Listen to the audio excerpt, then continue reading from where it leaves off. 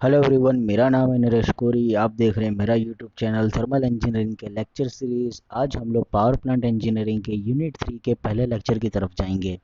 दोस्तों, जीटीयू के अंदर हमारा यूनिट 3 काफ़ी इंपॉर्टेंट है। 7 to 10 मार्क्स की थियरी इसके अंदर आ सकती है।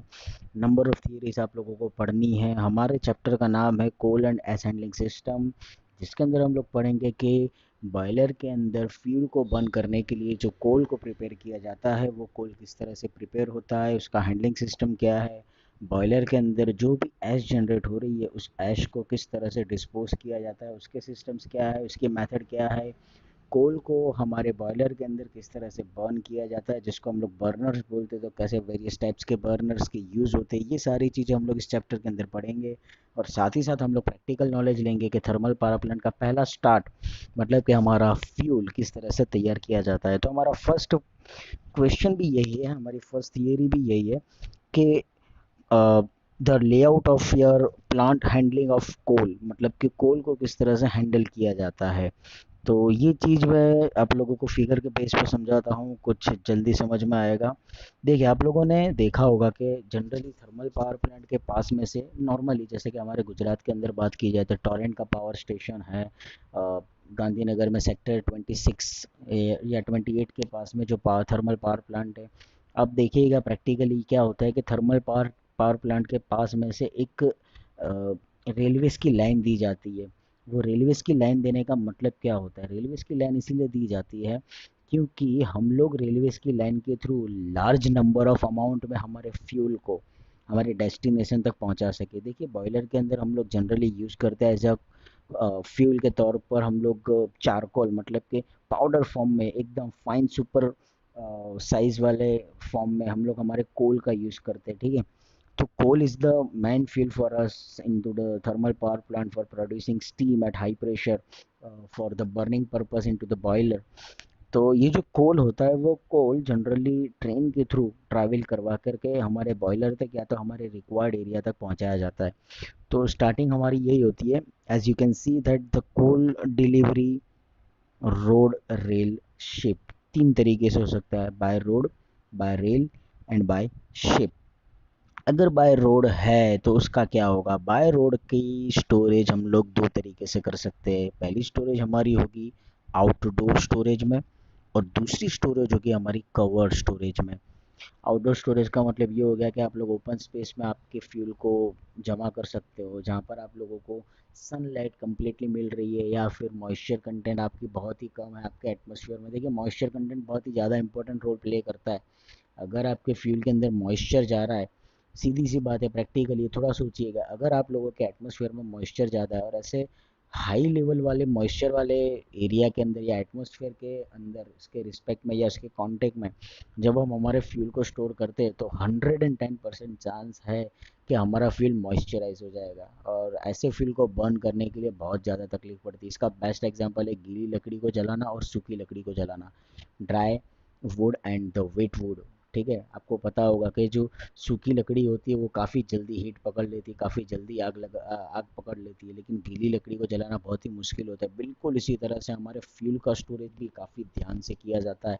अगर आप लोगों के एटमॉस्फेयर में मॉइस्चर कंटेंट ज़्यादा है तो डेफिनेटली आपको उसको कवर करके रखना होगा, जो कि आप देख सकते हैं कवर स्टोरेज में। It will be covered with the help of the bins, bunkers and the sorry slabs, और किसी भी तरीके से हम लोग हमारे फ्यूल को अलग अलग तरीके से स्टोर करके रख सकते हैं। अगर आपका फ्यूल बाय शिप ट्रांसफ़र किया है तो सबसे पहले तो वो होगा अनलोडिंग।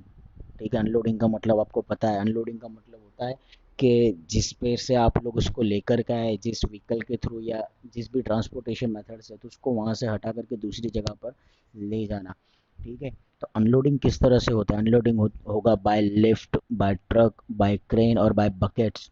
अनलोडिंग होने के बाद में दो चीज़ें हो सकती है, या तो कोल प्रिपेयर हो सकता है या तो फिर उसको ट्रांसफ़र किया जाता है। अगर ट्रांसफ़र हो रहा है तो वो दो जगह पर ट्रांसफ़र होगा। As you can see, transfer या तो वो आउटडोर स्टोरेज में ट्रांसफ़र होगा या तो वो कवर्ड स्टोरेज में ट्रांसफ़र होगा। लेकिन ट्रांसफ़र करने से पहले का सबसे इम्पोर्टेंट स्टेप होता है प्रिपरेशन, जिसको बोलते हैं कोल प्रिपरेशन, जो हमारे लिए आएगा नेक्स्ट आगे का टॉपिक कोल प्रिपेयर किस तरह से किया जाता है। तो प्रिपरेशन किस तरह से की जाती है, अनलोडिंग के बाद में सबसे पहले हमारा जो स्टेप आता है वो होता है कोल के प्रिपरेशन के लिए। कोल को अच्छी तरह से देखिए, नेचुरली जो कोल मिल रहा है ना, उस कोल के अंदर काफ़ी इम्प्योरिटीज हो सकती है, या दूसरी बात अगर देखा जाए तो कोल जो होता है वो बड़े बड़े पत्थर के टाइप में मिलता है, ठीक है। अब ऐसे बड़े बड़े पत्थर को हम लोग directly as a fuel use नहीं कर सकते। बॉयलर के अंदर, मैंने पहले ही बोला, बॉयलर के अंदर जो फ्यूल का यूज़ हो रहा है वो फ्यूल होता है हमारा fine fine particles, fine grain particles, मतलब माइक्रोन से भी छोटे छोटे साइज के पार्टिकल्स का यूज़ होता है एज अ फ्यूल कोल का फर्नेस के अंदर, बॉयलर के अंदर, ठीक है। तो डेफिनेटली क्या होता है कि जो भी नेचुरली कोल हम लोगों को मिल रहा है उस कोल को हम लोगों को फाइन ग्रेन पार्टिकल्स के अंदर कन्वर्ट करना पड़ता है, जिसको बोलते हैं कोल प्रिपरेशन, जो कि हमारा नेक्स्ट स्टेप है। फिर उसके बाद में उसको ट्रांसफ़र किया जाता है या तो आउटडोर स्टोरेज में या तो फिर कवर्ड स्टोरेज में, ठीक है।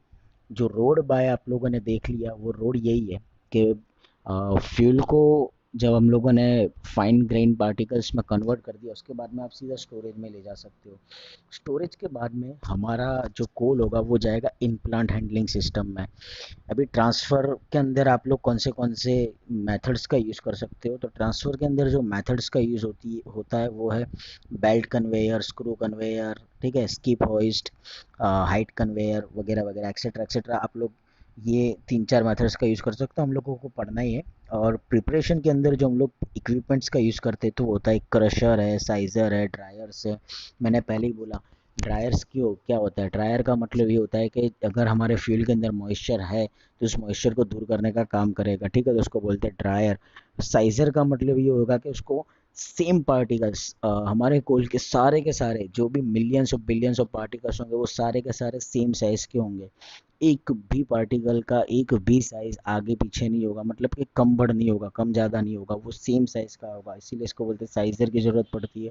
और तीसरा होता है क्रशर। क्रशर से ये होगा कि आप लोगों के फ्यूल को फाइन ग्रेन पार्टिकल्स में वो क्रश करके देगा। क्रश यानी गुजराती में जिसको बोलते हैं भुक्को बनावी देवो, ठीक है, बिल्कुल उस तरह से छोटे छोटे फाइन पार्टिकल्स में वो क्रश करके देगा। तो ये 3-4 इक्विपमेंट्स का बेसिकली यूज़ होता है जिससे हम हमारे कोल को प्रिपेयर करते हैं। और इसके बाद हम लोग ले जाते हैं हमारे इन प्लांट में, मतलब कि हमारे थर्मल पावर प्लांट के अंदर, जहाँ पे थर्मल पावर प्लांट के अंदर जहाँ हम लोगों का बॉयलर होगा वहाँ उसके पास वाली कोई जगह पर हम हमारा फ्यूल को ले जाएंगे, मतलब कि फर्नेस के पास में। वहाँ ले जाने से पहले इसका वेट मेज़र किया जाता है, भाई जो भी हमारी क्वांटिटी है उसके रिक्वायरमेंट में है कि नहीं। और फिर वहाँ से हम वेगिंग करने के बाद ले जाएंगे फर्नेस फायरिंग में। तो ये सारे वेरियस स्टेजेस थे जो कि प्रैक्टिकली कोल को हैंडल करने के लिए किए जाते हैं, प्रैक्टिकली इसका यूज़ होता है। इसके बाद में हमारे लिए नेक्स्ट टॉपिक होगा classify the various methods of transfer of coal. हो आप लोगों को पहले क्वेश्चन में समझ में आया होगा कोल हैंडलिंग प्लांट में, अगर नहीं समझ में आया तो आप मुझसे पूछ लीजिएगा। दूसरा सवाल हमारे लिए जो इम्पोर्टेंट है, पहला वाला सवाल वैसे जीटीयू में आज तक आया नहीं है, लेकिन हाँ टेक्निकल नॉलेज के लिए आप कर सकते हो। हमारा नेक्स्ट क्वेश्चन है कि हमारे कोल को ट्रांसफ़र करने की वेरियस मेथड्स क्या है, और उसमें हम लोगों को बकेट एलिवेटर समझाना है। देखिए बेसिकली 6 मेथड होती है। Belt conveyor, as you can see मैंने यहाँ पर दिखाया, belt conveyor, flight conveyor, grab bucket elevator, screw conveyor, bucket elevator, skip hoist. ये सारी मेथड्स में सबसे ज़्यादा इम्पोर्टेंट है हमारी बकेट एलिवेटर। बकेट एलिवेटर भी वैसे जीटीयू में एक ही बार आया है, बट फिर भी हम लोगों को कर लेना है, ये इम्पोर्टेंट टॉपिक है, प्रैक्टिकली थोड़ा समझ के चलना है, इसीलिए मैंने इसको रखा है। ठीक है, तो बकेट एलिवेटर के बारे में हम लोग समझते हैं। बकेट एलिवेटर के दो टाइप होता है, as you can see from the figure. सबसे पहला टाइप होता है सेंट्रीफ्यूगल टाइप, और दूसरा टाइप जो होता है वो होता है कंटिन्यूस टाइप। ठीक है, इस तरह से दो टाइप होते हैं बकेट एलिवेटर के। सबसे पहले मैं आपको सेंट्रीफ्यूगल का मतलब समझा दूँ। इस तरह की अरेंजमेंट आप लोगों ने बड़ी बड़ी कंपनीज में देखी होगी, कभी डिस्कवरी चैनल्स आप देखते हो तो डिस्कवरी चैनल्स के अंदर भी आप लोगों ने देखा होगा। और दूसरा मैं आपको बताऊँ तो जिस तरह से हम लोग पुली का यूज़ करते थे ना कुएं में से पानी निकालने के लिए, ये बिल्कुल उस तरह से काम देगा। ठीक है, कैसे आएगा मैं आपको समझाता हूँ। सबसे पहले तो सेंट्रीफ्यूगल का मतलब समझते हैं। देखिए सेंट्रीफ्यूगल का मतलब क्या होता है, to away from the centre, ऐसी चीज़ जो सेंटर से दूर ले जाए। आप फिगर में देख सकते हो, यहाँ से हम हमारे कोल को एंटर करवाएंगे और यहाँ से हमारा कोल हमको बाहर मिल रहा है। इन दोनों के बीच का डिफरेंस क्या है? डिफरेंस ये है कि हम लोग लोअर एलिवेशन से हमारे फ्यूल को एंटर करवा रहे हैं और हायर एलिवेशन पर हम हमारे फ्यूल को ड्रॉप करेंगे। क्यों? क्योंकि बॉयलर ग्राउंड लेवल पर नहीं होता है। प्रैक्टिकली बड़े बड़े थर्मल पावर प्लांट के अंदर बॉयलर की जो हाइट होती है वो ज़मीन से एटलीस्ट 40 फीट 50 फीट हाई होता है। अभी इतने हायर लेवल पर जब आपके फ्यूल को ले जाना है तो आपको इस तरह से अलग अलग अरेंजमेंट के यूज़ अलग अलग अरेंजमेंट को रखना पड़ता है, आपको इसका यूज़ करना पड़ता है। तो होता क्या है कि जब आपका फ्यूल मतलब कि आपका कोल आपके एलिवेटर के अंदर आएगा तो आप देख सकते हो ये सारे के सारे बकेट्स है। बकेट्स मतलब आपको देखा जाए तो एक कटोरी टाइप होता है। आप लोगों ने फिफ्थ सेमेस्टर में कपलन टरबाइन पढ़ा था, ठीक है? कपलन टरबाइन की बकेट जिस तरह से होती है ना, the same size, the same design is used over here. ऐसी सेम चीज़ है ना आपकी यहाँ पर होती है। ये सारे के सारे बकेट्स बिल्कुल उसी डिज़ाइन पर होते हैं। बस फ़र्क इतना है कि वहाँ पर हम लोग मेटल का यूज़ कर रहे थे उसको मैन्युफैक्चरिंग के लिए, यहाँ पर हम लोग रबर का यूज़ करेंगे या तो फिर फाइबर मटेरियल का भी आप लोग यूज़ कर सकते हो। उससे उसके हेल्प से हम लोग बकेट बनाते हैं। और ये जो बकेट होती है वो कंटिन्यूसली, बकेट जो आप लोगों ने बनाई है वो कंटिन्यूस, ये होती है आप लोगों की पुली। ये जो ऊपर नीचे आप देख रहे हो ये होती है पुली। और ये जो डायरेक्शन दी है, ये डायरेक्शन से ये दिखा रहा है कि आपका बेल्ट कंटिन्यूसली इस तरह से घूमेगा। जिस तरह से आपके एक्टिवा मतलब कि नॉन गियर व्हीकल्स के अंदर बेल्ट ड्राइव होती है ना, बिल्कुल इसी तरह से ये बेल्ट ड्राइव है। ये बेल्ट के ऊपर आप लोगों की ये सारे के सारे बकेट्स को लगाया जाता है। जो भी फ्यूल आपका इनलेट से एंटर होगा वो फ्यूल आपके बकेट के ये वाले पोर्शन के नीचे जमा हो जाएगा, ओवर हियर यहाँ पर आपका फ्यूल जमा हो जाएगा। अब क्या है कि बेल्ट आपका कंटिन्यूसली घूम रहा है। बेल्ट जैसे ही कंटिन्यूसली घूमेगा मतलब कि ये बकेट नीचे जो आपका फ्यूल जमा हो रहा है उसके अंदर डंप हो जाएगा, मतलब कि उसके अंदर डूब जाएगा। ठीक है, एक फोर्स लगेगा। क्यों? क्योंकि आपका जो बेल्ट घूम रहा है वो थोड़े फोर्स से घूमेगा, हाई आरपीएम पर घूमेगा। और ये फ्यूल का वेट कोई इतना ज़्यादा नहीं होता है कि इसके जब आपका बकेट आपके फ्यूल स्टोरेज के अंदर डंप हो तो उसके अंदर जमा ना हो जाए। वो इजीली आपके बकेट के अंदर जमा हो जाएगा क्योंकि आपका बेल्ट कंटिन्यूसली घूम रहा है। तो जैसे जैसे आपकी बकेट आपके फ्यूल के अंदर डंप होते जाएगी, सारी बकेट आपके फ्यूल के साथ में फिलअप होते जाएगी। As you can see from the figure कि जैसे ही आपका बकेट टॉप लेवल को क्रॉस करेगा, ठीक है? अभी लेफ्ट हैंड साइड आप देखो आपका बकेट स्ट्रेट है, राइट हैंड साइड देखो आपका बकेट डाउनवर्ड डायरेक्शन में है, ठीक है? अब जैसे ही आपका बकेट लेफ्ट हैंड साइड से राइट हैंड साइड की तरफ मुड़ा मतलब कि उसकी डायरेक्शन चेंज हुई, तो जो भी आपका फ्यूल होगा वो फोर्सफुली आपके एलिवेटर में से बाहर निकल जाएगा। मतलब क्या हुआ कि सेंटर से दूर जाने वाली प्रोसेस होगी। दूसरी बात कि आपकी जो बकेट की डिज़ाइन थी वो कटोरी टाइप थी, ठीक है? बकेट का मतलब ये होता है बास्केट टाइप, तो इसीलिए इसको बोलते हैं centrifugal type, centrifugal type elevator. और ये आपका कंटिन्यूस एलिवेटर, इसके डिज़ाइन को आप देखो, ये आप पर हमारे पास में स्ट्रेट नहीं है। मतलब ऊपर वाले सेंट्रीफ्यूगल में इस तरह से था कि भाई सेंट्रीफ्यूगल के अंदर हम लोगों को बकेट मिल रहा था, स्टोरेज के लिए स्पेस मिल रही थी। यहाँ पर इस तरह से नहीं होगा। यहाँ पर आप लोगों को स्ट्रेट फ्लैट फ्लैट सरफेसिस मिलेगी बेल्ट के ऊपर, ठीक है? और ये जो फ्लैट सरफेसिस होगी ना, ये फ्लैट सरफेसिस की वजह से हमारा फ्यूल बाहर जाएगा।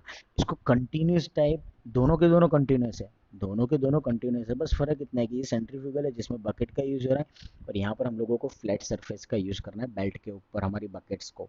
यहाँ पर जो बकेट थी सेंट्रीफ्यूगल के अंदर उसके अंदर स्पेस था, यहाँ पर जो बकेट होगी वहाँ पर स्पेस थोड़ा कम होगा, ठीक है? तो ये जो बकेट एलिवेटर है, ये बकेट एलिवेटर प्रैक्टिकली यूज किया जाता है लोअर लेवल वाले, लोअर लेवल से हायर लेवल मतलब कि आपके ग्राउंड लेवल से बॉयलर की फर्नेस तक फ्यूल को पहुंचाने के लिए। इसका एडवांटेजेस क्या है? Basically it requires less floor area, मतलब कम स्पेस में कॉम्पैक्ट साइज के अंदर आप लोग इसको इजीली अरेंज कर सकते हो। It requires less power for operating, बहुत ज़्यादा पावर की ज़रूरत होती नहीं। आपने बड़ी बड़ी कंपनियों में देखा होगा बेल्ट ड्राइव चेन ड्राइव किस तरह से काम करते हैं, यहाँ पर भी सेम मैनर होता है। तीसरा होता है coal can be discharge at elevated places. आप लोगों को जितनी भी हाइट पर इसको पहुंचाना हो ना आप इजीली पहुंचा सकते हो, इसीलिए इसको बोला हाई एलिवेटेड प्लेसेस। डिसएडवांटेज में क्या होगा? Its capacity is limited, 70 ton per hour, और and it's not suitable for the large capacity stations. मतलब लोअर लेवल वाले थर्मल पावर प्लांट है या मीडियम लेवल वाले थर्मल पावर प्लांट जो होते हैं वहाँ पर हम लोग बकेट एलिवेटर का इजीली यूज़ कर सकते हैं। And the last one is disadvantage में क्या होगा, the maximum height of the elevator is limited to 30.5 metre. 30.5 metre बहुत बड़ी वैसे देखा जाए तो कोई छोटी हाइट नहीं है। मैंने जो 50 फीट का एग्जांपल दिया था उसके अंदर 30 मीटर आपका इजीली आ जाता है, कवर हो जाता है। तो ये एक लिमिटेशंस हो गई कि भाई 30.5 मीटर तक ही हम लोग बकेट एलिवेटर का यूज़ करो तो इट इज़ एफिशिएंट। बाकी उसके ज़्यादा अगर उससे ज़्यादा हाइटेड आपका बॉयलर है तो फिर आप लोग बकेट एलिवेटर का यूज़ ना करके किसी और मेथड का यूज़ करो तो चलेगा। तो ये दो क्वेश्चंस थे जो कि हमारे चैप्टर का स्टार्टिंग है। आई होप कि आपको समझ में आया होगा। अगर कोई क्वेश्चन है तो आप मुझसे ज़रूर पूछिएगा। Thank you so much.